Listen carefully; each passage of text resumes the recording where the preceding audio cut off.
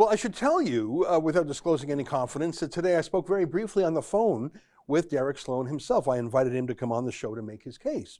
He gave me a very thoughtful answer. He said he wants to make the case in the proper processes and that he will decline to talk to us for now out of respect for the processes. He didn't use those exact words, but that was his meaning. And I took two things from that. First of all, I always enjoy my conversations with him. We interviewed him several times during the leadership race. And the second thing I took from that, perhaps most obviously, is that he doesn't want to burn down the joint.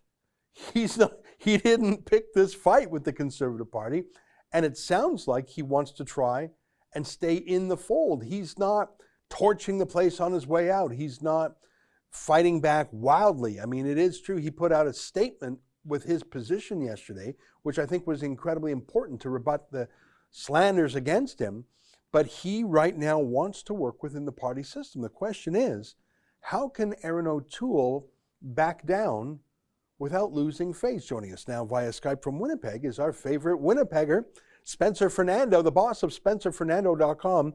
Not only one of the most thoughtful pundits out there, but frankly, in terms of quick news, breaking news, you know you can go to SpencerFernando.com and he's going to have the news faster than just about anyone else. I really find that valuable. Spencer, great to see you again. Good talking to you. Well, thanks for being here. You were all over this story. What do you make of the fact that, I mean, it's a tiny little tidbit, but it sounds to me like Derek Sloan isn't looking to blow the place up. He's not leaving in a pout. He wants to stay. I find that interesting.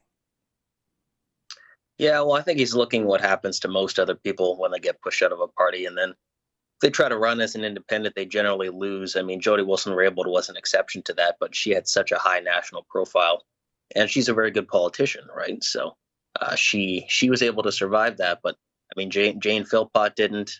We saw what happened even with Maxime Bernier, started his own party, but couldn't win his own seat. So I think he's probably looking at that and saying, well, if he wants to stay in politics, his best chance is to try to stay in the party. I think you're right, just from a pragmatic point of view. And of course, every politician wants to win. They want to be reelected, not just because it's a pretty good job, you know, financially, the perks, the status. But I think he actually he has a message. I mean, I thought he was by far the most detailed in terms of policy of the leadership candidates. And by the way, I think it's absolutely fine to disagree with him or even to dislike him. But I think my main beef with how Erin O'Toole has handled this is that it's so obviously what some of my British friends would call a stitch up. Like it was not, he didn't actually willfully engage with a white supremacist. There's no way he knew the identity of Frederick P. Fromm, that was actually Paul Fromm. It was a small donation made to the party. The party accepted its cut, gave the guy a membership. No one knew who Frederick P. Fromm was. And to throw him out without even talking to him and to denounce him publicly, I think that even people who don't like Derek Sloan have got to be thinking, whoa, that is bad practice, that's unfair. And if that's your new standard, get ready to lose a dozen MPs when something bad is found on one of their minor donors too. Yeah, I mean, I'm seeing a lot of people say that, and in many ways, it's kind of my thoughts. I'm not a huge fan of Sloan's views on the LGBT community, for example. But this is obviously, I mean, they're obviously trying to screw him over, right? Because if you look at what the party's doing to him, I mean, let's look at when he was in trouble before, right? With what he said about Theresa Tam, and then when he was criticized for his social conservative views. Well, what was Erin O'Toole doing when that happened? Erin O'Toole was putting out ads saying, I'm the only person who's defending Derek Sloan.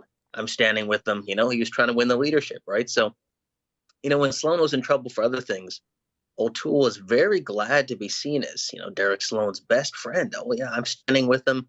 I'm keeping him in the party. I'm not going to let him get pushed out. And then all of a sudden, this thing, I mean, it like, come on, like he got what, like 13,000 donations or a whole bunch of donations.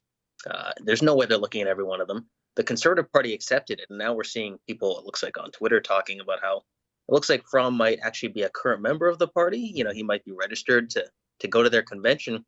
So nobody in the party saw a problem with any of this. Nobody recognized the name. But all of a sudden now Derek Sloan's got to go because look what we found out. And I think what bothers people is, you know, Erin O'Toole, if he really wanted to be credible, there's things he could say, I don't like Derek Sloan's views on certain issues. I don't think he fits in the party. But at least have the guts to just be honest and say that. But to try to screw somebody over in this way, I think it just looks gross to people. Well, yeah, and because there's the whole idea of law. One of the first things they taught us in law school was this Latin phrase, stare decisis, which means stand by the precedent.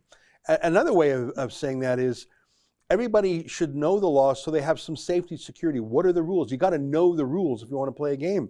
And to bring in a new crazy rule that if some anonymous guy donates, like Paul Frum didn't walk up to Derek Sloan and say, here's $131. He went on the website, typed in a credit card number, and it was processed immediately, I'm sure. So it's like someone on Twitter, if you retweet someone on Twitter, I mean, maybe you should be careful, I don't know. But if 5 years ago that guy said something kooky, to hang that around your neck, it's so remote from Derek Sloan willfully doing something white supremacist. And by the way, I should point out that Sloan's wife and kids are visible minorities. The guy clearly is not a racist. I mean, his own family is of minority background. I guess my point about stare decisis and knowing the rules is this feels like a whimsical rule, and now everyone in the caucus is probably saying, well, am I going to be thrown under the bus next by some troll digging up someone who donated to me 5 years ago? I mean, it just feels capricious, and it's like an invitation to Press Progress and the NDP and the Liberals to dig up fake scandals, because now that's how low Erin O'Toole's standards are for sacking someone. Yeah, and to go after someone in this way too, I mean, it's one thing to say, oh, I think he's too socially conservative or he's not a team player, and then you shouldn't push someone out for that, but you could make the argument, right? So he pushes him out for that. Okay, Derek Sloan's political career in the Conservatives ends because he's too socially conservative or whatever. That's not going to destroy Derek Sloan forever, right? But to push someone out on an issue where you're saying, oh, look, they accepted a neo-Nazi donation, right? That's the kind of thing that follows someone around for the rest of their life. People look that up on the internet. Oh, Derek Sloan, what's he about? Oh, he got kicked out of the Conservative Party for accepting neo-Nazi support.